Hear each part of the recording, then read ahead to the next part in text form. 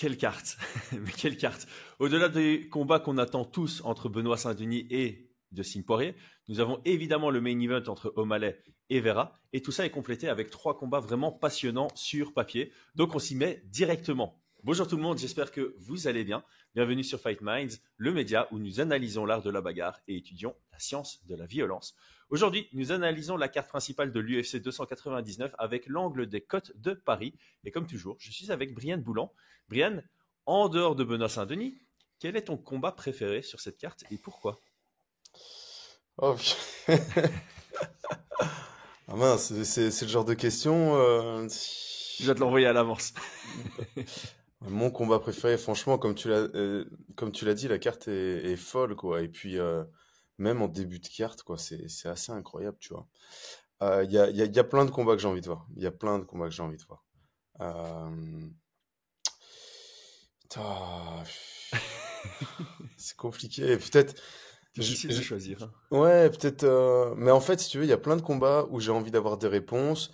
Et Ouais. peut-être celui qui me hype le plus sur la question des réponses, ça va être Burns Madalena, par exemple. Ouais. J'ai hâte qu'on puisse en discuter de celui-là. Parfait. Cet épisode vous est présenté par notre partenaire unibet.fr. Paris sur le MMA avec Unibet. Quelle sera l'issue du combat? Une soumission? Un KO? Paris sur les meilleures cotes avec Unibet. 100 € de bonus sur ton premier pari. Notre lien en description, comme toujours, vous offre un free bet allant jusqu'à 100 € à l'inscription. Si vous vous lancez, s'il vous plaît, prenez une approche récréative. Faites ça comme nous, pour le fun, pour devenir plus passionné, encore plus passionné par votre sport favori. Ok, on se lance directement. Il y a beaucoup. Tous les combattants sont rankés, sauf un qui est un newcomer qui est accueilli par en ranké. Donc c'est pour dire la qualité de la carte. Premier combat de la carte principale, on est directement ancré dans le top 10 de notre division préférée, les Bantamweight. L'ancien champion Peter Yan cherchera à sortir de sa mauvaise passe de 3 défaites consécutives face à Sung Yat-dong, qui lui est en pleine confiance, 2 victoires d'affilée depuis son revers contre Sandhagen, le contender numéro 4 de la division contre le contender numéro 7 de la division. Commençons par parler de Sung Yadong. Il est à 21-7 en carrière professionnelle, 10-2 à l'UFC. Comment est-ce que tu le décrirais? Je pense qu'on peut le décrire comme plutôt un striker MMA, hein. Ouais. Je crois que clairement, c'est un gars qui cogne dur pour la division, qui est très solide. Euh, il est relativement complet et ouais non, il est très chaud. Et puis même sur sa dernière défaite, tu vois, contre Cory Sandhagen, c'était Il était là, hein? Il était dangereux, hein? je sais plus du tout au niveau de la scorecard, mais c'était pas si simple que ça. Donc non, c'est un très très sérieux client. Ouais, moi je trouve qu'il se transforme un peu en le gars qui est vraiment dur à mettre au sol. Il commence à avoir une lutte défensive vraiment solide. Et debout, il est juste dangereux, quoi. Il frappe dur, comme tu l'as dit, vraiment dur. Il Mhm. encaisse, il est capable d'encaisser, hein. La fin du combat contre Cory Sandhagen, il était bien dans le fight. Ah oui, moi, je suis allé sur les MMA décision, mais évidemment, il n'y aura pas les scores puisque ça s'est terminé à l'entre-round. Euh, et finalement, moi, je le vois plus comme un boxeur. Mhm. Mais il peut surprendre avec ses kicks. Il peut vraiment envoyer un kick que tu vois pas venir parce que tu t'y attends pas. Du fait que tu te dis, ok, il va m'envoyer que des frappes en anglaise. Et un élément qui est important dans ce combat-là, c'est qu'il est connu pour commencer fort, hein. Il Ouais, commence bah dès le écoute, début. hmm, j'ai j'ai les rounds. On était sur deux juges. On arrivait dans le cinquième, entre guillemets. Ouais, on était dans le cinquième et c'était égalité pour deux juges, tu vois. Ouais. Donc le Ouais, cinquième allait être déterminant. voilà. Ouais. Dans tous les Voilà, cas. voilà. Dans tous les cas, ouais. Peu importe. Et il y avait juste un juge qui voyait Cory Sandhagen avoir les trois rounds. Ouais, 3 sur 4. Et pour en revenir sur la question de la défense de lutte, il faut savoir qu'il s'entraîne à la Team Alpha à Sacramento, donc chez Uriah Faber, et c'est une team quand même où ça s'entraîne beaucoup en lutte, hein, vraiment beaucoup, surtout à l'ouvert, à l'époque où j'y étais, et je pense que même encore actuellement, ils travaillent très très peu la lutte à la cage, tu vois. Et donc, Ouais, c'est vrai que c'est une grande salle avec des grandes étendues et il n'y a pas voilà. beaucoup de murs de cage, hein, c'est ça, hein. Ouais, c'est exactement ça. Ouais. Bah, là, la nouvelle salle, oui. Et donc ça, c'est assez important parce que ça shoot beaucoup quand même, hein, dans les sparring chez eux. Et donc il a un excellent timing, un très très bon scramble et il y a beaucoup de gars à son poids là-bas aussi, hein. Mm. C'est une salle où il y avait tous les flyweight et les bantamweight et les featherweight de l'époque, tu vois. Et c'est toujours un peu le cas. Ouais. Ouais, c'est la team WEC en fait, hein, ça vient de là, hein. WEC, pour ceux qui Ouais. connaissent pas, c'est là, enfin, avant l'UFC, on considérait ça comme la petite sœur de l'UFC, qui mettait en avant les plus petites divisions, donc de bantamweight à welterweight, si je dis pas de bêtises. Et à un moment, l'UFC a englobé ça. C'est à ce moment-là que les divisions featherweight et bantamweight ont été créées. Et puis pour les lightweight qui étaient signés au WEC et les welterweight aussi, comme Carlos Condit, ils ont fait une fusion des rosters et Mm. ça a été une grande époque pour le MMA. Je trouve que voilà, Ah ça a ouais. vraiment rajouté quelque chose. Peter Yan, tu le décrirais comment? Donc 16 victoires, 5 défaites en professionnel, 8 victoires, 4 défaites à l'UFC. Comme j'ai dit, 3 défaites d'affilée. Et ces 4 défaites sont sur ses 5 derniers combats. Il est à 1-4 sur ses 5 derniers combats. Quelqu'un de ce niveau-là. Il est encore 4e au classement, c'est pour dire. Qui a 4 défaites sur 5 combats, c'est chaud quand même. Même s'il y a une défaite, on peut vraiment mettre l'astérix, c'est la non-connaissance des règles. Ouais, ben, c'est Ah, compliqué. Ça fait partie aussi des combats pour lesquels bah, j'ai énormément d'interrogations. mhm, Parce que voilà, on va pas se cacher, hein, sur ces défaites. On a quand même une frappe illégale, clairement. Donc une défaite sur un coup illégal. Mais il était en train de mener son combat. mhm. On a ensuite 2 défaites à la décision partagée, euh, dont celle de Sean O'Malley qui a quand même fait couler beaucoup d'encre. Ouais, Et celle qui de était, Sterling aussi, hein. Les 2 défaites partagées, sur les réseaux, ça partait n'importe comment, hein. c'est vrai, moi j'ai eu l'impression quand même que contre Sterling, tu sais, il y avait quand même, voilà, il s'était partagé, mais il avait quand même pris ses 3 rounds.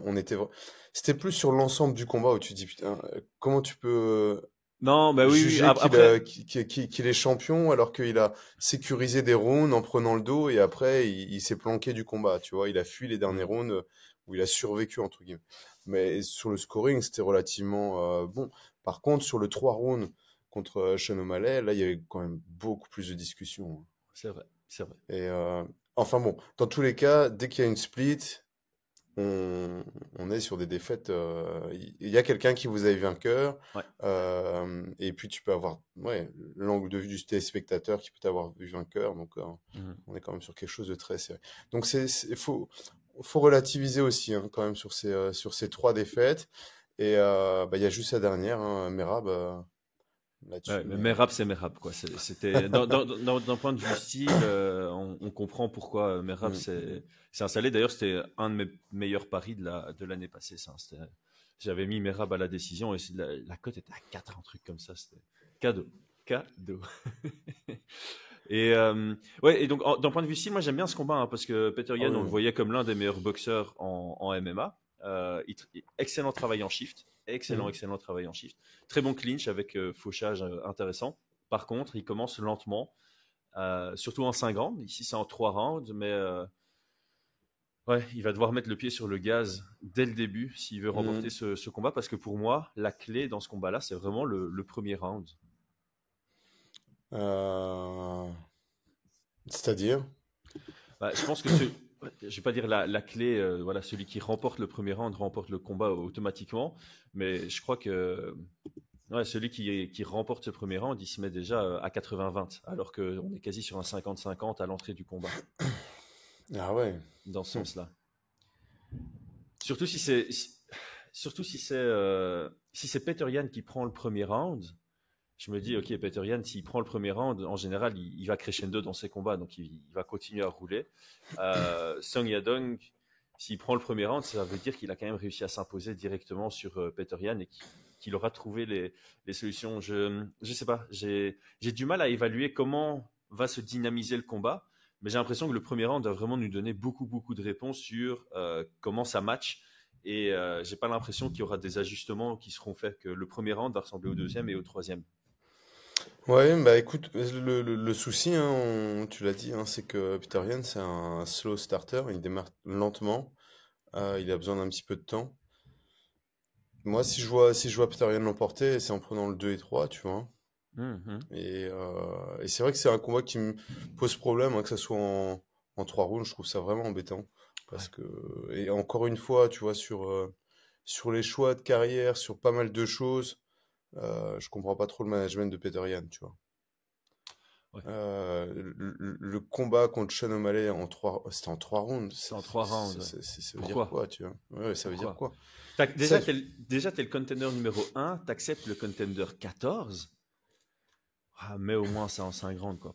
Parce que mais ouais. clairement, avant le combat, c'est ça qu'on disait, c'était que la chance de O'Malley, c'était que c'était en 3 rounds, parce que si c'était en 5 rounds, Peter Yan aurait été encore plus favori. Ah bah ouais, ouais. Et puis pour moi, il aurait gagné son combat, hein, Bien sûr. en 5 rounds. Je suis persuadé qu'il aurait gagné son combat. Mhm. Donc pour en venir sur ce combat-là, j'ai vraiment vraiment du mal. Les cotes sont assez serrées quand même, hein. Ultra serré. Donc Peter Yan est léger favori à 1,77. Song Yadong est à 1,95, donc on n'est même pas sur du 55-45. On est Mm, plus proche mm. du 50-50. Et Ouais. c'est logique, hein. C'est logique, même Ouais. si j'aurais pu voir un Song Yadong un peu plus favori quand même. Ouais, par C'est rapport à la plutôt. direction de leur carrière, mais comme tu as dit, j'aime bien le fait que tu aies nuancé les défaites de Peter Mm. Yan. Il est peut-être pas en confiance s'il regarde son palmarès, mais au final, toutes ces défaites, elles sont soit très serrées, soit de Valishvili, quoi. Ouais, ouais, ouais. Donc, je sais pas si toi, t'es intéressé par te positionner sur ce combat. Moi, j'avoue qu'au début, quand j'ai vu les codes, je m'attendais à l'inverse. Je m'attendais à serrer avec Yadong en favori Ah oui? pour le narratif. Mais pour le narratif, en fait, c'est ça qui me dérange. C'est que pour voilà, 2 victoires d'affilée contre 3 défaites de suite, la confiance, ça joue quand même beaucoup. Et ouais, je sais pas. J'étais intéressé de mettre sur Yadong, mais la cote est peut-être pas, est légèrement pas assez intéressante. S'il était au-dessus de 2,10, je pense que j'aurais déclenché sur Yadong. Ouais, je pense aussi. Moi, je voulais voir un petit peu les autres cotes, mais ils n'en ont sorti que deux. Je sais pas s'ils vont en sortir d'autres, parce que toutes les autres cotes sont sorties Ça va en sortir. nombre, sauf Ça ce va combat-là. sortir. Mais c'est le seul combat. Ouais, t'es intéressé quoi par la décision dans ce combat? Non, parce que je pense que ça ira, je pense que ça ira à la décision. Et tu vois, actuellement, ils ont sorti deux autres cotes et on a 1,34 pour plus de 2 rounds et demi, tu vois. Ouais, donc tu Donc je seras pense que à la décision, 1,45, tu seras à 1,45 pour la décision, quoi. a tout cassé. Donc, Ouais. j'hésite. Moi, à la toute base, j'étais en train de me demander si j'avais pas posé sur Peter Yan. Ouais. Mais, je suis. Ouais. Bah, je pense qu'un combat comme ça entre deux gars de très haut niveau qui va nous offrir un beau combat et qui est serré, enfin qui est réalistiquement serré sur papier, les cotes reflètent la réalité. Ah, attends, c'est Peter Yan qui est favori, je dis des bêtises, moi. Ouais, Peter Yan est favori, léger favori. Ouais, non. Non, non, je pense pas me positionner. Je pense que, Si Peter personnellement, Yan non. Je passe pense que underdog, tu. Ok. je pense que j'aurais vu Yadong favori à la base. Donc, Mais c'est ça, c'est ça. ouais, ouais, je Et donc le comprends. fait qu'il soit léger underdog, ça me tente un peu, mais là il est trop léger underdog. S'il était, c'est ce que je dis, s'il était à 2,10, voilà, je pense Ouais. qu'il y aurait de la valeur sur Yadong, mais là on n'y est pas encore. Après, je vais suivre hein, les cotes. Peut-être que ça va évoluer Mm. dans ce sens et que je mettrai une demi-unité là-dessus. J'ai vraiment pas un haut degré de confiance sur ce combat. Donc si je mets quelque chose, ce sera pas une unité entière, ce sera plutôt une fraction d'unité. Mm, mm, mm. Moi, à la toute base, je pensais que Peter Yan serait underdog, donc je pensais mettre ma pièce dessus. Mais là, je vois qu'Yadong est underdog, c'est possible que j'aille vers lui. Ok, ok, Mm, ok. mm. Bah, les gars, suivez-nous sur Twitter. C'est là où on publie nos cotes au final, hein, Mm, nos mm. résultats finaux, on va dire, nos Fini. placements. Passons au deuxième combat. Avant ça, pensez à vous abonner. Dites-nous en commentaire, en fait, quel est votre combat préféré en dehors de Benoît Saint-Denis. Ça nous intéresse. On lira les commentaires avec grand intérêt. Ok, deuxième combat de la soirée, Gilbert Burns contre Jack Della Maddalena. On a le numéro 11, la flèche montante, qui vient chercher le vétéran qui est encore en numéro 4 chez les welterweight. Est-ce qu'on aura un passage de flambeau dans ce qu'on peut considérer comme une opposition de style? Brian, décris-moi Jack Della Maddalena. Jack, je pense que tu parlais d'une des meilleures boxes en parlant de Peter Yan, mais pour moi, JDM fait partie de ceux qui ont une boxe magnifique à regarder. Mhm. Il travaille super bien debout avec ses poings.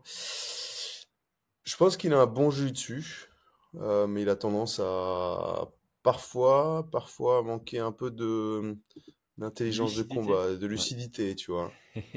Euh, J'avais écrit après, grappling apparemment très très bon, mais peu lucide de ce qu'on a vu. ouais, bah, sur ce qu'on a vu, on a vu quand même des belles choses, tu vois. On voit des belles choses, mais il y a une prise de risque démesurée. Mhm. On Oui, va le dire oui, comme oui. ça? Ouais. Exactement, exactement. Mais alors voilà, un striker, un boxeur, tu vois, qui va utiliser beaucoup de volume et qui va énormément varier, et pas varier que sur les angles, varier aussi sur la puissance. Et ça, c'est vraiment quelque chose que j'apprécie, parce qu'on a tendance, tu vois, à vouloir toujours frapper fort, que tous les coups fassent mal. Je sais pas d'où ça vient vraiment plutôt de la, Dutch kickboxing? ouais, du kickboxing hollandais ou de la boxe thaï, tu vois. Mais en boxe anglaise, il y a des coups qui sont là pour construire, tu vois, Ouais. et, soit pour faire monter la garde, pour euh, abîmer un petit Habitué peu à la un de vie. rythme aussi? Ouais, casser le rythme, habituer les yeux, enfin, fatiguer les yeux, et puis des frappes qui sont là pour appuyer. Et, et d'utiliser tout l'un ou tout l'autre, c'est jamais bon, quoi. Non. Alors que lui, c'est vraiment, il va construire, déplacer, avancer, mettre de la pression. Enfin, c'est magnifique, c'est vraiment magnifique. Je pense que bah, on est nombreux à vraiment kiffer ce genre de façon de combattre, tu vois. Grave, grave. Franchement, son anglaise, elle est incroyable. Et quand tu parlais de volume, 7,2 frappes qui touchent à la minute, c'est énorme. C'est énorme avec Mm. un. J'ai plus les stats ouvertes, je les ai écrites là, mais 53%, je pense, de réussite. Donc, il envoie grosso modo 14 frappes par minute, c'est beaucoup. Et il a 67% de défense en striking. Donc, pour quelqu'un qui travaille en volume, Mm. en général, ceux qui ont un si haut volume, ils se font beaucoup toucher aussi en retour. Mm. 67% en défense de pied-point, c'est une stat énormissime, hein. Ouais, c'est vrai. Mais tu Énormissime. vois, cette stat là que tu viens de donner, quand je te disais qu'on souhaitait que tous les coups touchent et fassent mal, c'est aussi, bah, je pense, une manière un peu générale de voir le combat, que normalement, tous les coups doivent toucher, tu vois. Mais tous les coups ne sont pas Mhm. là pour toucher. Et Bah non, donc, bah la moyenne, c'est ouais, légèrement au-dessus de 50%, hein. Si tu prends la moyenne des combattants, je pense que. ouais, ouais. Mais imaginons que tu combattes et que tu aies 50 coups qui soient, entre guillemets, enfin, sur 50 coups que tu en envoies 48 qui sont juste dans le vent pour construire, et que tu en envoies deux qui assomment ou qui mettent KO, tu vois. On s'en fout, entre guillemets, Ouais, de l'efficacité de la frappe, tu ouais, vois. c'est On ça. veut Ce qui juste, compte, ouais. c'est celles qui finissent, hein. Ouais, c'est clair. Clairement. Du côté, donc, Jack Della Maddalena, 16 victoires, 2 défaites en professionnel. Il est sur 16 victoires d'affilée. Donc, il commence sa carrière avec 2 défaites et puis il déroule 16 victoires d'affilée. 6-0 à l'UFC. Du côté de Gilbert Burns, on est à 22-6 en carrière et 15-6 à l'UFC. Que dis-tu de Burns en dehors que c'est un merveilleux grappleur tombé amoureux de la puissance dans ses points? Bah, c'est devenu un vrai combattant complet. Mhm. En plus de ça, il lâche rien, quoi, tu vois. Dog Inside of Me, là, c'est encore ça, tu vois. C'est Ouais, encore ça. Donc, il nous avait tous surpris face à Kamzat. Euh, grave. non, non, non. Alors, ouais, sur les cotes, j'étais assez étonné. Pour moi, c'est le gros underdog de la soirée, tu vois. Ouais, ouais, ouais. Enfin, Donc, avec petite stat Dustin Poirier. intéressante quand même pour finir sa description. Il a jamais perdu 2 fois d'affilée dans sa carrière. Il a 6 défaites. Il y en a aucune enfin, c'est 6 défaites singulières dans son palmarès. Là, il sort d'une défaite contre Belal Mohamed et on a l'impression qu'après chacune de ces défaites, ouais, il revient plus fort. Mhm. Euh, Est-ce que la clé du combat, c'est la gestion de la direction du fight? Jack Della Maddalena mettre la pression et rester debout, et Gilbert Burns ne plus être amoureux de ses points et revenir à ses bases de grappler, grappler, grappler. Peut-être, ouais. Je t'avoue que c'est un des combats qui m'intéresse le plus, tu vois, parce que je trouve qu'il y a énormément d'interrogations, quoi. Ouais, ouais, ouais. Parce qu'on Euh, on sait pas exactement. On sait que, ouais, c'est ça. Sur le grappling il encaisse bien, ouais. ouais, Burns encaisse bien, il est habitué aux guerres, tu vois, il va rien lâcher. De l'autre côté, on a Jack Maddalena, je trouve que de temps en temps, il économise mal son énergie, il fait les mauvais choix. Mhm. Mais de l'autre côté, il est petit pour sa catégorie, Burns. Euh, Faut se rappeler quand même que même s'il nous a fait des belles guerres, eh bien, ses 4 dernières victoires, c'est pas non plus contre le top niveau, tu vois. Non. Masvidal, qui était en fin de carrière, Neil Magny, Steven Thompson, où il a shooté, il a mis au sol, il l'a même pas fini, tu vois. Mhm. Tyrone Woodley, Demian Maia, c'était sur la fin. Ouais, ça remonte, hein. Là, t'es déjà en 2018, non? Demian Maia, c'est 2017-2018 ce combat, Ouais, non? mais tu vois ce que je veux dire, c'est que Ouais, ouais. il était sur les gros noms qu'il a battus, les mecs vraiment dangereux. Donc voilà, pour moi, c'est un excellent test pour Ouais. Jack Della Maddalena. Clairement. Ok, bah, en fait, il C'est monte un excellent à un test. rythme logique, hein, je trouve. Même si c'est 11 contre 4, on a l'impression qu'il y a un gros step-up, mais ça fait longtemps qu'on voit Jack comme un futur contender. Il a quand même pris, ouais, il a pris Holland dans son dernier combat. C'était décevant, hein. On avait tous les deux été déçus des performances des deux mecs. Euh, donc voilà, passons justement au Code de Paris. Donc tu le disais, hein, Burns c'est le plus gros underdog. Là, il est à 2,24. Jack Della Maddalena, il est à 1,60. On est sur un 60-40. Donc, quand on dit le plus gros underdog, tous les combats sont bien serrés. Le plus gros underdog en dehors Non, non, de c'est Sin de Poirier, Sin, hein. hein. Ouais, ouais. Mm. Donc, je sais pas, je sais pas. Tu vois, j'ai une petite hésitation à mettre sur Burns en me disant que Jack Della Maddalena a fait des erreurs contre Hafez qui lui coûteraient clairement la victoire contre Burns. Mais j'ai aussi envie de croire que JDM fera des adaptations et des ajustements et qu'il fera plus ce genre d'erreur Ouais. qu'il aura retenu la leçon et Et certainement puis, pas contre mm. Burns. Et puis à fait, c'est un last minute et ça arrive souvent hein, Ouais. que sur des last minutes, le gars qui débarque, qui est frais, qui a rien à perdre, vienne un petit peu mettre le bazar, tu vois. Ouais, mais Quand là, je trouve que en dehors de il a mis le bazar, c'est vraiment JDM qui a fait des choix dégueulasses de sauter 18 guillotines sur le combat, quoi. Mm, mm. Il devait gagner large et haut la main ce combat. Il s'est fait sauver par le fait que deux juges mettaient beaucoup plus l'accent sur les dégâts debout Ouais, que c'est sur vrai, c'est vrai, c'est vrai. le sol, quoi. Euh, donc, euh, donc voilà.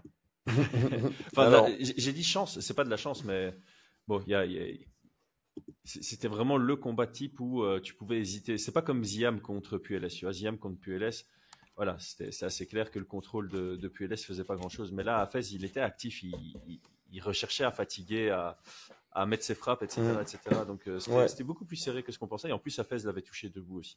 Bref, est-ce que tu te positionnes du coup sur ce combat? Je t'avoue qu'à la toute base, j'ai mis que je ne pariais pas dessus parce que je trouvais qu'il y avait trop d'incertitudes, Ouais. notamment du côté de Gilbert Burns. J'ai l'impression, enfin, là, comme ça, a priori, j'ai l'impression que la cote, ben, euh, elle elle part aussi du principe que ben, il est peut-être un peu moins motivé.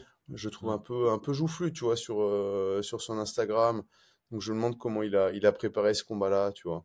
Parce qu'à mm, un moment donné, il va pas faire des combats et arrêter de viser le titre, tu vois. ouais. Et donc j'ai pas trop envie de me positionner sur Burns, mais de l'autre côté, bah Madalena, comme tu dis, je suis pas sûr qu'il fasse ses adaptations, donc je suis un peu craintif. Ouais. Par contre, que le combat aille à la décision, tu vois, Il est ça à combien? m'intéresse. Elle est à combien la cote? 2-5, je crois. Ah, waouh! Ouais, si je dis pas de bêtises, hein. Ah. Ouais, ça pourrait, parce que peut-être que le volume de JDM va diminuer par l'appréhension de il faut pas que je me retrouve sur mon dos contre Burns. Et, Ouais, ou alors Burns qui JDM est shoot, durable, hein, et ouais. Ouais, ouais. Mhm. décision à 2-5, tu vois. Moi, Ça c'est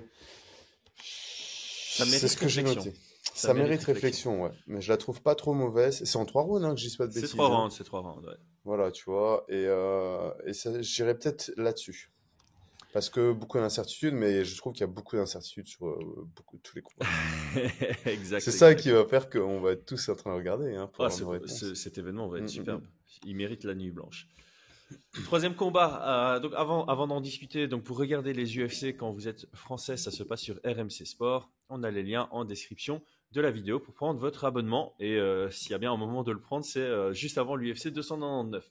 Alors, le combat divertissement pour les fans de pied-point entre Kevin Holland, qui est numéro 13 au classement, et qui accueille Michael Venom Page. On va le décrire maintenant. Donc on va commencer par le nouveau, hein, qui vient avec une grosse hype car il a une énorme expérience en kickboxing. Il a pu transvaser ça en MMA avec de très très beaux highlights, mais on lui reproche aussi souvent que ces highlights sont faits contre des no-name.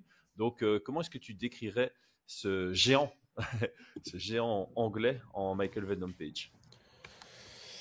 Bah, c'est un striker, hein. Là, je pense qu'on peut parler vraiment d'un très bon combattant de taekwondo, qui a fait une superbe adaptation dans le MMA. Mhm. Euh, sorte de, comment on appelle ça, point fighter. Tu vois, les gars qui sont extrêmement précis, qui viennent toucher, qui rentrent, qui sortent. Ouais, un peu comme C'est Stephen point, Thompson, hein, c'est point fighting. point fighting, mais vraiment beaucoup Adapté plus sur à du pouvoir mettre des taekwondo, KO tu quand même. vois. Hein? Adapté à mettre des KO quand même, parce que moi, quand on dit point fighting, je pense vraiment tu sais, au jeu à la touche. Et Oui, ouais, bien ça sûr, vient bien de sûr. là, mais il y a l'adaptation avec le fait que dans les règles, on Ouais, t'interdit pas de mettre des KO, quoi. exactement, exactement. Excellent striker. Pour moi, c'est vraiment l'apogée un petit peu du taekwondo en MMA. Mhm. Euh, Très très grand, apparemment. Très très long, des Ouais. bras Qui n'en finissent extrêmement pas. compliqués à combattre Ouais. et extrêmement compliqués, j'imagine, à sparer avec aussi, parce qu'on a eu des retours, tu vois, de combattants sur les sparring avec lui. C'est particulier. Euh, il est là pour faire mal. Il est Mhm. vraiment là pour faire mal. Et même à l'entraînement, apparemment. Cool. Et puis bah voilà, son gros défaut, hein, forcément, vu qu'il a une spécialité et qu'il est excellent là-dedans, ça va plutôt être sur la question de la lutte Mhm. et du grappling, où il va, je pense, éviter à tout prix d'être étranglé, soumis, et donc on peut avoir des combats qui sont vraiment chiants, tu vois, où les autres Ouais, le on pense contrôlent. évidemment à son combat contre Paul Daly, qui a été la déception par rapport aux attentes, quoi. Mm, mm, mm. Surtout que c'était en 5 rounds. Ouais, ouais. La Alors misère. attends, il avait pas pris ça. Si, il a pris sa revanche contre Douglas Lima, hein. On se rappelle Oui. le chaos Low vraiment kick, violent. ouais, qui vient du low kick et Oh là là là comment il là. tombe. C'était incroyable. Et tu vois, on dit qu'il a pris personne, mais il a quand même combattu Douglas Lima, hein. C'était quand même Ah, moi je suis totalement d'accord hein, que terreur, hein. il a pris quelques noms. C'est juste que comparativement à son palmarès, évidemment, Ouais. il n'a pas de gros, un grand nombre de gros noms, Non, mais non, non, non. il en a accroché. Ouais, ouais. Et puis alors voilà, ce qu'il faut savoir, c'est que mettre KO quelqu'un dans une cage, c'est compliqué. Même s'il a pas trop de niveau, tu vois, même s'il est un peu Ouais. moins ranké, c'est compliqué. Et parfois encore plus compliqué avec quelqu'un qui a moins de niveau, parce que le gars, il va faire en sorte de ne pas rentrer dedans, de ne pas se retrouver en Mhm. collision, ce genre de choses, tu vois. Ouais. Donc pour moi, c'est un vrai finisher, c'est un vrai danger. Et, et voilà, tu disais qu'il venait avec beaucoup d'ail, par contre, je suis étonné, je trouve que on en parle très très peu de ce combat-là. Bah, Est-ce que c'est en en fait, France seulement? faut regarder international versus France parce que j'ai l'impression que la France, avec ce qu'il y a ce soir entre Baki et Hmm, Doumbé, BSD qui est sur la carte, il y a aussi encore Ngannou qui prend un peu de lumière. Je sais pas si à l'international, tu vois, à l'international, comme ils ont moins cette vue sur le PFL, ouais, peut-être qu'on parle quand même beaucoup plus de peut-être, ce fight. peut-être. Il faudrait que je regarde. Après, ça reste un classique hein, que même sur les très très grosses cartes, tout soit rivé sur le main event et le co-main event Hmm. et on parle moins du reste. Euh, Mais c'est ça qui est incroyable sur ce week-end. Il y a tellement, tellement de choses, tellement de combats, on peut pas tout couvrir. Et hélas, hein, mais on a ouais, essayé, hein, les gars, on a couvert vraiment un on, a- maximum, on a essayé, ne vous en voulez malgré vos pas. insultes. Ouais. Non, il n'y avait pas d'insulte, mais effectivement, on peut pas tout faire, tout couvrir. C'est Attends. franchement. On a fait toute la carte principale du PFL. On a fait la carte préliminaire du PFL. On est en train de faire toute la carte principale du 299. On a fait Anthony Joshua contre Ngannou. Oh, non, laisse tomber. Et je pense que maintenant, dans les commentaires, les gens vont nous demander de faire Arès. Tu vois. Ils veulent plus qu'on dorme. C'est vrai qu'on Je, n'en parle je, même je plus, savais mais il y même a pas aussi qu'il y un avait truc. un reste, tellement il y a de trucs à C'est un couvrir. Je me truc suis de dit, purée, mais dingue. c'est ce week-end, c'est des fous. C'est complètement voilà. Mais je pense que Arès, c'était les premiers à annoncer. Et c'est par la suite qu'ils ont fait. Ils ont dû se faire Ah mince. oh non, le PFL. Oh non, Ngannou. Oh non, Benoît Saint-Denis, pas sur le 299. Ah là là là là. Enfin bon, mais de toute façon, ils Non, font et ça puis en même, studio, donc à même, la même limite. la carte préliminaire, on va pas la couvrir. Ouais, c'est une dinguerie quand même. Ouais. Bref. Passons à Revenons. Hollande, comment le décrire? Donc c'est un combattant flow, instinctif, Hmm, grand, long aussi, bonne allonge. Il a bien bossé sur son grappling. Par contre, il n'y mhm, a pas spécialement de fight IQ dans le sens où il va pas stratégiser son approche. Il va rentrer contre Stephen Thompson. Il va faire un gentleman agreement avant le combat de on n'amène pas au sol. Et ça lui coûte des combats, quoi. Donc ici, pour moi, la clé du combat, c'est clairement le fight IQ de Kevin Holland. Et je sais pas si tu veux le décrire différemment que ce que j'ai fait, ou si c'est suffisant pour faire notre analyse Côte de Paris. Bah écoute, non, je suis d'accord avec toi. Et d'ailleurs, je comprends pas cette cote de Paris. Ah ouais, donc Kevin Holland, donc pour ceux qui veulent, donc il est léger favori. Il est à 1,73 contre 2 pour MVP. On est donc proche du 55-45. On n'y est pas encore, mais on est proche. Donc il est favori à 55. Moi, je reste vraiment tenté par MVP là. Bah, tu m'étonnes. Je suis tenté par MVP et je suis tenté par le combat va à la décision. Les deux Ah me ouais, tentent. ah ouais, décision. Je sais pas combien est la cote en fait. Il faudrait que je regarde. Moi, je suis en train de regarder la cote Page par KO à 5, tu vois. Ah! Ah ouais, mais je prendrais pas Page à la décision. Je prendrais Page plus une demi-unité sur le combat va à la décision. Ah. Mais attends, Mhm, laisse-moi regarder un peu. Donc Page, je pense que je vais mettre mon unité dessus. Et le mhm. combat qui va jusqu'au bout, c'est quoi? Ah, 1,67. Ah, Ouais, c'est non, je m'attendais à être au-dessus de 2. Je m'attendais. Non, alors pas drôle, ce ouais. sera Michael Venom Page pour moi. Moi, je pense que je vais mettre, je sais pas, peut-être un quart ou une demi-unité sur cette cote, là, Page par Par finish. KO, ouais, par finish. Ah, même soumission à 5, tu vois. Par Ouais, finish à 5. ouais, elle vaut la peine. Euh, ouais, je pense qu'il va nous faire encore le gentleman agreement où il va rester Bah, c'est debout. ça. Après, est-ce qu'il a déjà été Finalisé, Kevin Holland. C'est vrai qu'il est tenace, hein. Il est très très tenace. Je te laisse regarder ça parce que sur mon téléphone, c'est moins facile. euh, J'imagine que oui, une hein. seule défaite par KO TKO? Ok. Et c'était Et c'était contre. au LFA et c'était en Ah, 2017. waouh. Bah, comme quoi, c'est pas impossible. C'est pas impossible. À l'UFC, c'est pas encore arrivé alors qu'il a affronté du gros calibre, mais Oh, c'est pas. Même Thiago Santos, alors que c'était en last minute et il montait de division. Bref, moi je reste sur mon MVP large. La cote à et 2, je pense qu'il y a de la valeur. est-ce que tu te rappelles sur Steven Thompson, Mais Thompson le sonne plusieurs fois, hein, et je me demande si. J'ai pas re-regardé ce combat, mais je me demande si Thompson ne ralentit pas à ce moment-là. Je ouais, sais parce qu'il plus. Il y il avait trop de abandonne respect. C'était au. un sparring appuyé, ce combat. Ouais, ouais, ouais. Enfin, très appuyé. Un Non. sparring comme ceux de MVP. Écoute, c'est pour ça que moi je pense faire ça, en tout cas. Voilà, Parfait. et puis voilà, sur la demi-unité, si je la perds, c'est pas grave. Voilà, exactement. Il n'y a pas trop en jeu.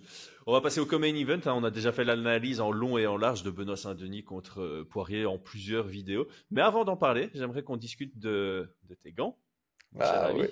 Hum, hum, hum, hum. On va un peu mettre en avant aussi les projets sur le côté de nos intervenants. Donc, moi, j'en ai pas à présenter, donc vas-y, Ouais, moi parlons j'en ai à de tes gants. présenter. Ben, j'ai peut-être commencer par te lancer dessus. Donc moi, on en avait déjà discuté sur un podcast il y a quelques mois, mais tu étais en rupture de stock. Maintenant, tu as un nouveau Hum, design hum, qui hum. est très sympa, qui fait un clin d'œil à ton voyage au Japon.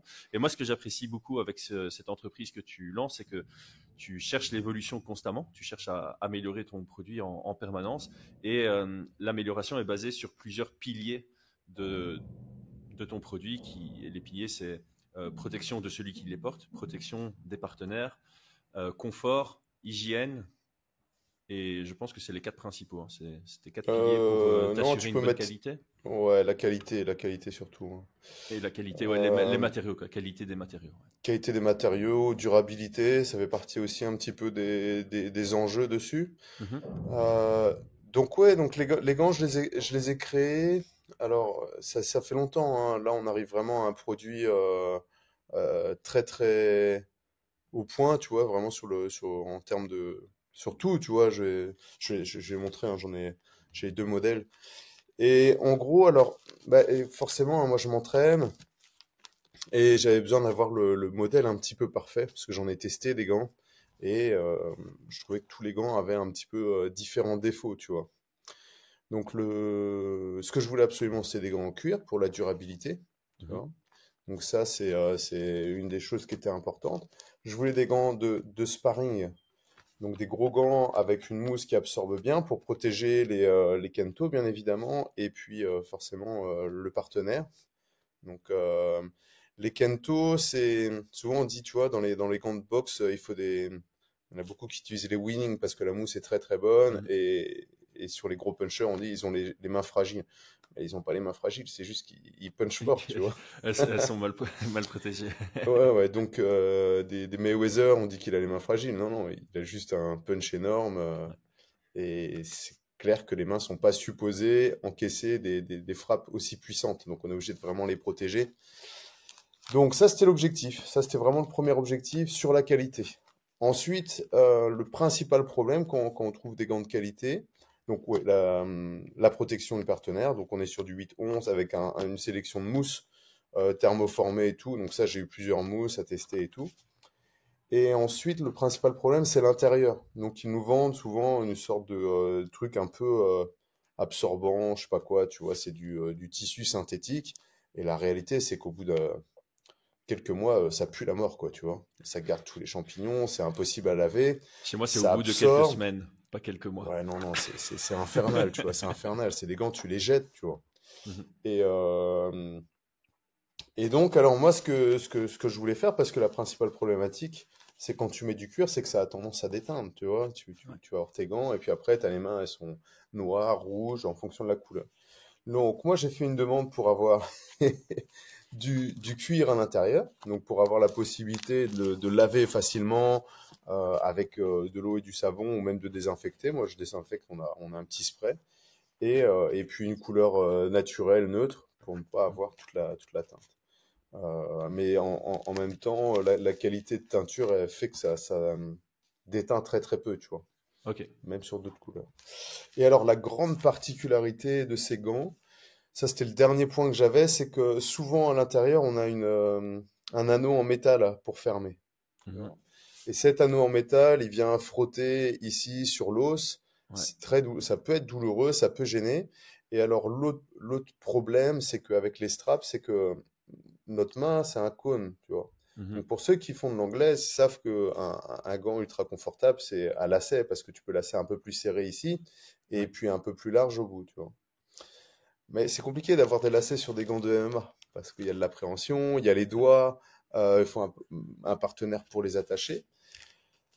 Donc j'ai eu l'idée, je me suis dit, ben, vas-y, fais des gants avec ce type de serrage pour avoir le truc parfait, mais avec Du du scratch. velcro. Ouais. Et donc ça, c'est un... Ah oui, si, il y a une... Ça, c'est la particularité de ces gants, c'est que l'intérieur, le serrage est fait avec des lacets. Mhm. Et avec double velcro, parce que j'ai des élèves hein, qui ont aussi participé à tout ça, qui m'ont dit, écoute, le double passage, c'est bien. Moi, j'ai préféré cette version-là plutôt à la Une première. entreprise qui écoute ses clients. Ah Encore ouais, un ouais, bon ouais, indicateur. ouais. Alors Ouais, là, ouais. ceux qui les essayent, si vont... Donc voilà. Donc là, on est sur la mise de gants, tu vois, avec protection, Ah, pouce. t'as pas parlé du anti-eye poke. T'as tes doigts qui sont automatiquement un peu recroquevillés qui permettent de Ouais. minimiser le risque d'eye poke. C'est intéressant aussi, ça. Alors sur cette question d'IPOC, on parle souvent des gants.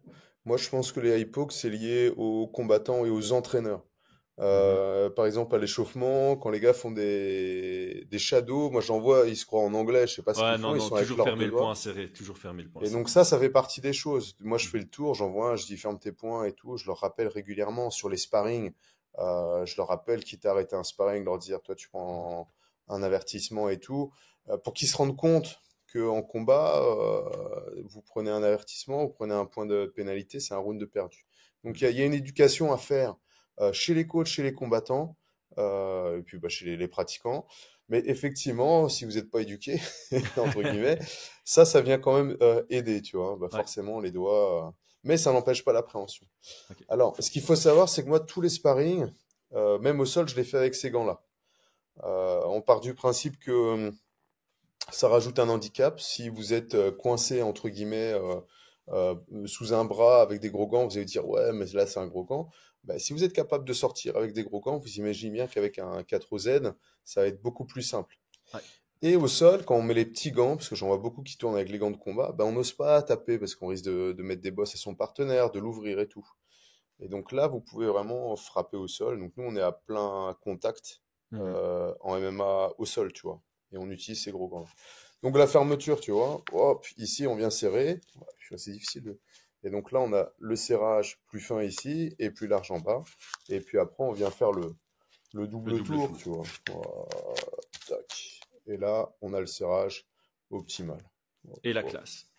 Et la classe, ouais, ouais, ouais. Donc ça, par contre, les gants blancs, vous voyez, c'est l'édition limitée spéciale Japon qu'on a fait avec le coloris. On m'a demandé du coloris blanc, ça tombait bien.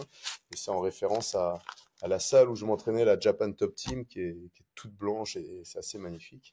Ça, c'est la version, la couleur que vous retrouverez tout au long. Et il y a une petite particularité, c'est que vu que dans la salle on est nombreux à avoir ces gants-là parce que forcément c'est de la qualité, ça dure longtemps. Et puis voilà, au niveau de tarif. Et si tes élèves les achètent pas, tu les tabasses. J'ai entendu Non, ça, du mais tout, du tout, du tout. Ça fait partie des trucs. Je leur dis, les gars, faites votre choix, allez acheter votre Venom si vous voulez sur Amazon. Mais la plupart du temps, ils achètent du Venom, ils le renvoient parce que c'est pourri. bon, on Non, n'aura jamais Venom comme sponsor ici. non, non, non, ceux sur Amazon, non, non, laisse tomber. Hein. Tu- J'ai au moins 3 élèves qui les ont envoyés en les commandant. Ils ont des très bons produits, hein, je veux pas dire le Ouais, contraire. ouais. Mais j'ai rajouté un petit écusson ici pour noter Le le nom. prénom, tu vois. Donc Mhm. j'ai les combattants, leur prénom est dessus, et ça tombe bien. Parce que Comme en donc, maternelle, c'est très bien. exactement, exactement. Tu vois. T'as eu l'idée de tes gosses. Et Hein, voilà. Et ça continue d'avancer parce que là j'ai rajouté. Alors moi, quand je suis parti au Japon pour les sparring, j'utilise du TEP, tu vois, le TEP Mhm. sportif. Mais là, j'ai pas mes gants. Et donc, il y a la possibilité de les rendre amovibles les straps. Donc ça c'est la version des straps amovibles, tu vois. Et donc Ah, tu as parce que le lassage à l'intérieur, c'est spécifique, ça c'est moi qui l'ai bossé. Je l'appelle le lassage en B comme brutal, comme Brian, tu vois. C'est un lassage spécifique, mais tu as la possibilité, tu vois, avec ça, de pouvoir placer tes entraînements. Et puis pour les sparring, tu l'enlèves et tu le remplaces avec du TEP. Donc ok. tu le mets tu mets à la place du TEP et comme ça, il n'y a pas tous les scratchs sur la figure, les blessures et tout. Voilà, voilà. Et puis, bah, il y a une édition avec le petit sac et tout. Et, euh, et voilà, quoi. Donc, ça avance bien. Et puis là, on va recevoir aussi les protèges tibia en 10 jours. Ça, on pourra en Ouh, reparler. hâte de pouvoir en parler aussi, ça. Protège tibia spécial pour le MMA. Pour le MMA, t'en avais Donc, parlé qu'en général, on prend des protèges tibia. Enfin, pas en général, il n'y a pas de protège tibia spécifique MMA, donc on va chercher ceux de boxe-taille et tout, et c'est jamais ouais, adapté au ouais. MMA. Et donc, hâte de découvrir ça. Et En tout- ouais. Et juste un dernier truc hein, sur le tarif, parce qu'on me disait que ça avait l'air d'être euh, plutôt pas mal sur le tarif. Non, non, allez voir le tarif. Je pense que je suis à 30% en dessous de ce que on peut trouver. Dans cette 30 à 50% moins cher de ce que vous pouvez trouver dans ce type de qualité, tu vois. Ok. Donc traînez pas parce que je pense que les prix vont finir par augmenter et la livraison est offerte. Ouh, Ah c'est ouais, beau ouais. ça. Et pour trouver ça, brutal-mma.com, que je Ouais, vais ouais, mettre ouais. en très haut dans la description de ce combat. Il y a quelque chose qui sonne chez moi. Ah, je sais pas. Bref. Euh, Ok, La revenons con- à nos moutons. En tout cas, merci. C'était vraiment, vraiment cool de pouvoir mettre ça en avant. Tous ceux qui sont intéressés, soit de vous contacter Brian directement, mais c'est plus facile de passer directement Ouais, parce que j'ai eu sur le site. certains qui pensaient que c'était un faux site, tu vois, ou un scam. Non, vous pouvez me Ah, ah, contacter ah. directement s'il y a besoin de quoi que ce soit comme info. Si vous êtes sur Bruxelles, vous pouvez passer à la maison pour les acheter. Euh, voilà quoi, tu vois, et on s'arrange, il n'y a pas de problème. Nickel. Bon, revenons. BSD contre Dustin. L'avantage, c'est qu'on doit plus faire d'analyse parce qu'on l'a déjà fait en long et en large. Donc, je vais directement partir sur les cotes. Par contre, tu avais une petite crainte et je pense que c'est intéressant d'en parler ici. Benoît Saint-Denis est favori à 1,46. Dustin Poirier est à 2,65. On est donc à 65-35 pour le français. Bon, là, je dois dire, hein, je considère que c'est peut-être un manque de respect envers Dustin Poirier. Moi, je l'ai dit dans les analyses. Pour moi, BSD est favori. Mon prono, c'est sa victoire par soumission. 65-35, ça m'a l'air d'être un peu trop éloigné. Je sais pas ce que toi tu en penses. Euh, ouais, oui, oui, oui, oui. Je sais pas du tout. J'ai pas envie ouais, non, je pense qu'effectivement, ça paraît plus serré. Mais je reste quand même très étonné parce que les cotes aux États-Unis sont les mêmes. Il me semble, hein, il me semble. Je vais aller vérifier vite fait, mais il me semble Parce que que je m'étais dit, tiens, je vais aller comparer. Mais c'était il y a longtemps, tu vois, donc je sais pas, ça a peut-être bougé depuis. Mais on va faire quoi? Fightodds.io? Ça existe, ça. Je vais aller chercher sur mon téléphone. Donc on a BSD à moins 205. Moins 205, ça correspond à quoi en décimale? Hop. Alors, moins 205, 1,49. Ouais, donc c'est la même, hein. C'est la même? Ouais, c'est la même. BSD moins 205. Et sur un Bah autre ouais, site, bah moins écoute, oui. 215, donc c'est la même, ouais, c'est vraiment la même chose aux États-Unis. Mm, mm, mm. Alors tu vois, sur Tapologie, il est à moins 175, tu vois. Sur Ah ouais. Tapologie, hein. Ouais, moi, on va plus Mm. prendre comme référence les sites de Paris qui Ouais. font vraiment des paris que Tapologie. Oui, moi je trouve que c'est beaucoup. Ouais, je trouve que c'est beaucoup. Après, je vois clairement les chemins de victoire, hein. Ah oui, On a quand même beaucoup parlé, hein. C'est le sol et la lutte de Dustin Poirier. Il a montré quand même des vrais chemins de victoire et pas forcément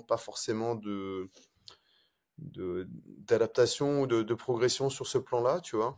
ouais. Donc, quand tu as un chemin vers la victoire comme ça, C'est vrai, qui est ouais, c'est vrai. découvert, ouais, de l'autre côté, je peux comprendre, je peux C'est comprendre. ouais, Après, c'est vrai peut-être qu'en que, fait, ouais, le chemin de la victoire de BSG est tellement clair, tellement hmm, imaginable, que ça pourrait lui donner directement les 65. Mais mais de l'autre ouais, côté, mais de l'autre côté, je peux comprendre aussi c'est qu'on Dustin soit Poirier étonné. quand même.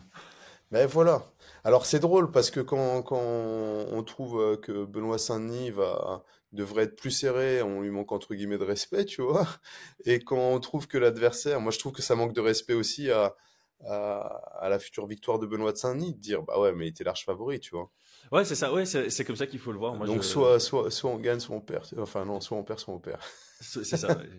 Soit on perd, soit on perd. Et du coup, est-ce que tu te positionnes sur ce combat? Parce que Non. moi, j'hésite. D'un côté, dans le monde des paris, il y a souvent ce truc de we ride till we die. Donc, s'il y a quelqu'un qui t'a fait gagner beaucoup d'unités, Hmm. euh, Tu continues? tu continues jusqu'à ce qu'il t'en Hmm, fasse plus gagner. Et moi, BSD, il m'a fait gagner beaucoup d'unités parce que je faisais toujours ce truc de je mets sur sa victoire et en plus de ça, je mets un petit boost sur son finish. Et depuis que je fais ça, j'ai gagné les 3 dernières fois. hmm. Euh, donc, même si je mets 2 unités comme d'habitude, avec une répartition sa victoire et puis son finish, je serais gagnant Ah ouais, historiquement mais sur sur. BSD, tu vois. Dans les paris, il faut toujours avoir une vision à long Hmm. terme, que ce soit vers l'avenir ou vers le passé. Donc ici, C'est je su- peux me c'est le sûr. permettre, Ouais. vu ce C'est qu'il m'a sur fait Bon gagner. Film où tu avais fait le plus, j'imagine. Ouais. Ouais, ouais. Ouais. Vas-y, dis-moi, là tu Euh, peux te le permettre? ouais, je peux me le permettre parce que même si je mets 2 unités réparties sur un finish et une victoire normale et que finalement il perd, bah, historiquement sur BSD, je serai toujours en positif. Mhm, Mais en tant que project manager, il y a aussi cette phrase de savoir s'arrêter quand il faut, qui est très mhm, importante mhm, mhm, mhm. dans mes valeurs, tu vois. Et donc là, je me demande si c'est pas la fois où je vais m'arrêter.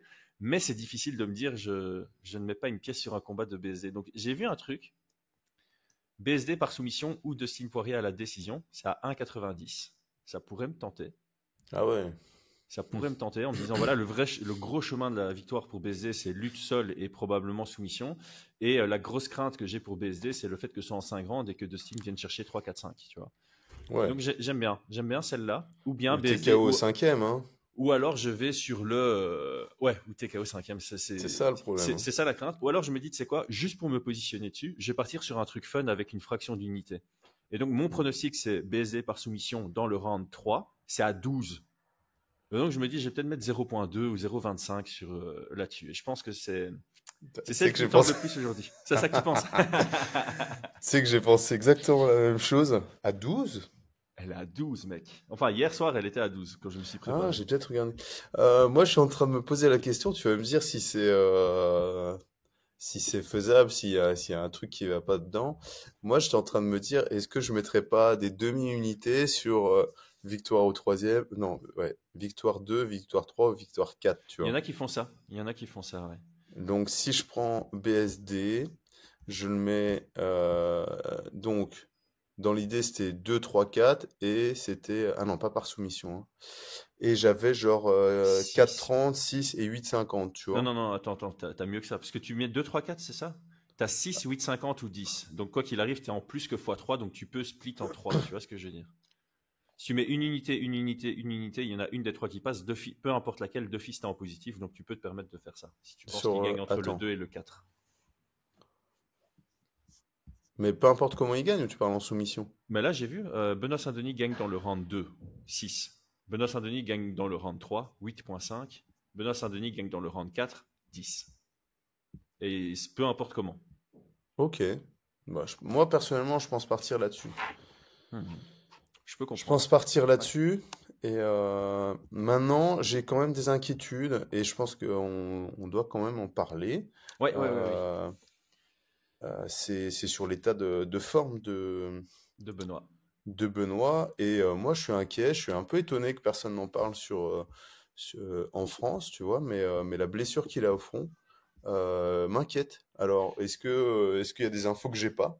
Est-ce qu'il a pris un coup, il a une bosse et il a une ouverture?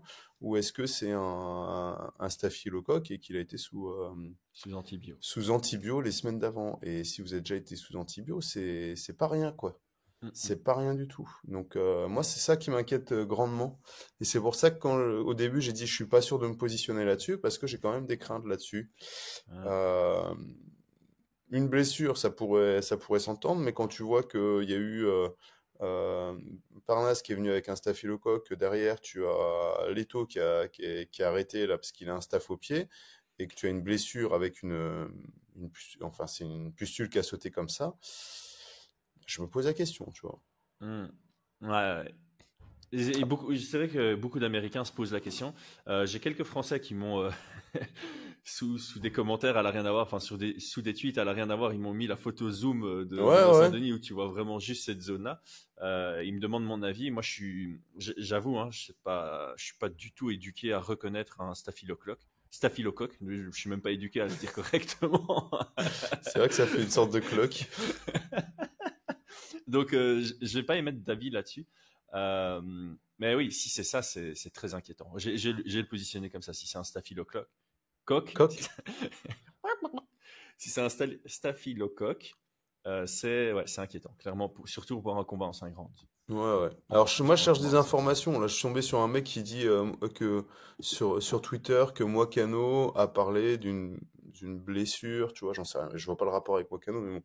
Euh, ça reste étonnant. Il l'a caché avec un pansement à un moment donné, tu vois. Donc, à voir, à voir. C'est pour ça que j'hésite un petit peu à me positionner. Donc, ça va Mhm. vraiment dépendre de ça, des infos qu'on va avoir à l'intérieur. J'espère que ça ne mettra pas en péril le combat aussi, hein, forcément. Ouais, forcément. Mais, Parce que ça, c'est mais le truc, c'est que connaissant BSD, il va pas annuler un combat. non, non. Mais C'est, il a ce mental de guerrier. À la guerre, si t'es malade, si t'es blessé, t'as pas le ouais, choix que d'y ouais. aller, tu vois. Et donc, je pense Ah qu'il garde bah ça. c'est même pas ça. C'est que normalement, enfin voilà, l'UFC, elle a quand même aussi une responsabilité Mhm. euh, sur ça. C'est pas rien quoi d'avoir ça. Donc moi, j'aimerais bien savoir si c'est ça. Et au-delà des codes de Paris, si c'est ça, moi je vais peut-être. Mais il y a un moment donné, il va falloir prendre ses responsabilités aussi en tant que pour les combattants, les coachs. Il faut pas aller s'entraîner avec ce genre d'infection. Il faut pas Ouais. autoriser quelqu'un à s'entraîner avec ce genre d'infection. C'est ultra contagieux, quoi. Donc, Mhm. sachez reconnaître ce truc-là. Si vous l'avez, vous mettez de côté. Enfin, je sais pas, moi, à la salle, je suis un peu. Ouais, et je reçois, moi, des messages. Ouais, je peux pas. J'ai des gars qui sont sérieux, tu vois, Mhm. ou qui m'envoient un message. Tu penses que c'est quoi? Je dis, bah écoute, mec, c'est un gros bouton d'acné que tu que je te dise. J'ai déjà eu, tu vois, j'ai déjà eu. Je suis pas médecin, mais on sait reconnaître. Bref, ça, c'est ma grosse inquiétude. C'est ma grosse Mhm. inquiétude. N'hésitez pas, si vous avez des infos un peu plus précises Ouais, là-dessus, à les mettre en commentaire. Euh, Ça me parfait. permettrait de me rassurer. Ouais. Ouais, non, mais c'est vrai, c'est vrai. C'est important de pouvoir identifier ça pour se positionner vraiment. Et clairement, on espère de tout cœur que c'est juste une blessure ou un bouton d'acné énormissime, quoi. Ouais, voilà. C'est tout ce qu'on peut espérer. Ok, main event. Main event, on l'a analysé aussi en long et en large. On a fait une analyse XXL dessus, donc autant pour BSD Poirier que pour ce combat-ci. Ceux qui sont intéressés par une analyse technique détaillée, allez voir la vidéo. Pour rappel, ici, on est vraiment sur une vidéo dédiée unibet.fr, parce que je vois des gens qui limite se plaignent en disant c'est trop orienté Côte de Paris. Mais oui, c'est ça le sujet. C'est ça le sujet. Donc, on a fait tellement de contenu que c'est pas grave si vous regardez pas une vidéo. Bref, petit rappel avec notre lien en description, j'en profite, hein, vous avez un free bet qui va jusqu'à 100 € à l'inscription sur unibet.fr. Donc, le champion est à 1,31, Vera à 3,25. Donc en fait, je me suis complètement planté quand j'ai dit que Burns c'était le plus gros underdog parce que C'est juste l'underdog du milieu de la carte. Le plus gros underdog, c'est Tito Vera. Il est à 3,25. Donc, on est entre un 70-30 et un 75-25. Pour moi, il y a deux options sur ce combat. Dog or pass, ça c'est l'option 1. Ou alors un truc fun comme O'Malley qui gagne dans le 3 ou 4. La cote est à 8. Je sais que Tito Vera s'est jamais fait finaliser. Mais voilà, c'est un x8 quand même qui est proposé là. Donc ça m'intéressait aussi. Je sais pas ce que toi tu en penses.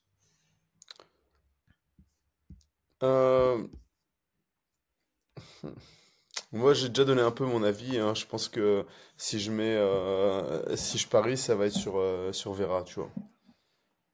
Ouais, c'est ça, Alors, Dog or pass. j'ai deux idées en tête. J'avais soit O'Malley décision ou TKO, tu vois. Et TKO, je pense que c'est risqué, mais C'est je à pense que 3,40 KO ou TKO pour O'Malley. ouais, la décision aussi, elle est bien cotée, non? À 2. Ouais, tu passes de 1,31 à 2. C'est pas mal. Un favori à 2 à la décision, c'est pas mal. Ouais, Mais Vera à 3,25. ouais hein. 3,25. Franchement, 3,25 c'est beaucoup, hein.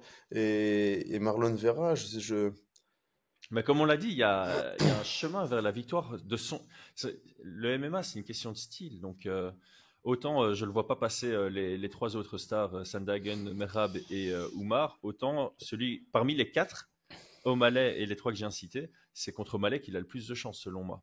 Et le fait qu'il soit à 3,25, c'est clairement attirant. Clairement attirant. Ouais. Donc j'hésite vraiment là-dessus. J'hésite vraiment là-dessus, mais je sais pas du tout. J'ai peur de pas me positionner, tu vois, et de regretter après, Ouais.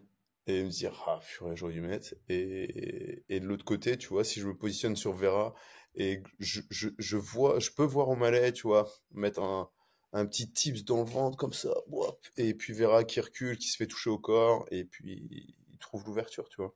Mhm. Donc, et là, je vais me dire, ah bah ouais, Ouais, mais jamais dû c'est toujours parier comme ça. ça. Mais c'est ça C'est le toujours fun comme du ça. pari aussi, hein. C'est ça le fun, c'est à un Euh, moment se positionner et puis voilà. Au pire, moi ce que je fais dans ce genre de situation où j'ai une guerre intérieure dans ma tête pour me positionner sur un fight, c'est mettre une fraction d'unité, tu vois. Comme ça, au pire tu perds peu et au mieux tu t'es positionné et t'as pas de regret mm. si ça passe, tu vois. Ouais, tu pourrais Ouais, regretter en disant oh, j'aurais dû mettre plus, mais ça m'arrive jamais parce non, qu'on joue de manière récréative. exactement. Exactement, ouais. Et pensez à ça, parce que j'ai un jeune qui m'a demandé à la salle, mais c'est vrai que, enfin, nous, on n'est pas des, enfin voilà, on fait ça pour se marrer, pour le plaisir, tu vois. Mais il y a quand même, c'est le deuxième jeune qui me dit, ouais, mais moi, je veux parier pour gagner gros, tu vois. Nope. Non. Et, et j'en ai un autre qui me dit, ah ouais, moi aussi, quand j'ai eu 18 ans, je m'étais dit, ouais, je vais mettre beaucoup d'argent, faire. En fait, les gars, le pari, c'est pas de l'argent facile, faut vraiment sortir. Et j'étais vraiment étonné, tu vois, il y a des fois, on se rend pas compte, tu vois. Mais sortez de ça, il n'y a pas d'argent facile. Arrêtez, quoi. Vous faites. Si, l'argent facile, c'est travailler beaucoup. Ouais, voilà, ouais. Et c'est après 15 ans de travailler beaucoup que l'argent devient facile. On n'y est pas encore. Moi, j'y suis Vous pas encore faites en un tout cas. loto, un petit euro par semaine, et encore, tu vois, enfin. Juste pour le plaisir d'aller au bar et puis gratter, parler avec quelqu'un et tu vois, mais faites pas ça. Faut arrêter. Tu peux pas Non, non. devenir riche en pariant de grosses sommes, tu vois. Il y en a, mais c'est infime. C'est comme, enfin, Non, il y en c'est a comme dans pas. beaucoup de Non, milieux. non. Moi, C'est il y en a infime, pas. infime, infime. Il y Il en y a en a pas. pas. C'est même mieux de Voilà, dire voilà. ça. On Ouais. va dire, il y en a pas. Il y a personne. Ouais, c'est vrai qu'en Vous disant allez c'est gagner, infime, c'est pas ouais, bon. Ouais. vous allez gagner beaucoup d'argent. Vous allez vous faire virer vous pouvez pas gagner à ce jeu-là. Enfin, vous Non. pouvez gagner du plaisir, c'est tout. Ouais, c'est ça, Pas ouais, devenir mais millionnaire. comme tu l'as dit, Voilà. il faut voir ça comme un échange. Au Mm, pire, je perds ce que je mets et c'est pas une grosse somme pour moi, donc on va dire, voilà, pour un étudiant, 3 euros par mois et pour un travailleur comme nous, je sais pas moi, 10, 20, 25 euros par mois. ouais, Et compte si on après, perd voilà, hein, ça ça, dépend en de échange ton. du plaisir qu'on en tire, d'analyser, d'avoir ce genre Mm, d'échange, mm, mm. de regarder les combats avec intensité en disant, ah, il faut que ça aille à la décision. Voilà, bah, tu te dis, ok, bah oui, les 20 euros que j'ai mis ce mois-ci, ça valait le plaisir que j'ai tiré à aller plus loin dans mon analyse, à me poser des questions, Mm, à mm, mm. discuter avec 3, 4 potes qui font la même chose que moi. Voilà, c'est ça, c'est un échange contre Mm, le mm, plaisir. mm. C'est pas un métier. Exactement. Exactement. Eh ben, ça clôture bien. Du coup, suivez-nous sur Twitter parce qu'on ne s'est pas trop positionné ici, mais je crois qu'on va encore tous les deux se mettre pas mal de réflexions Ouais, pour balancer des unités.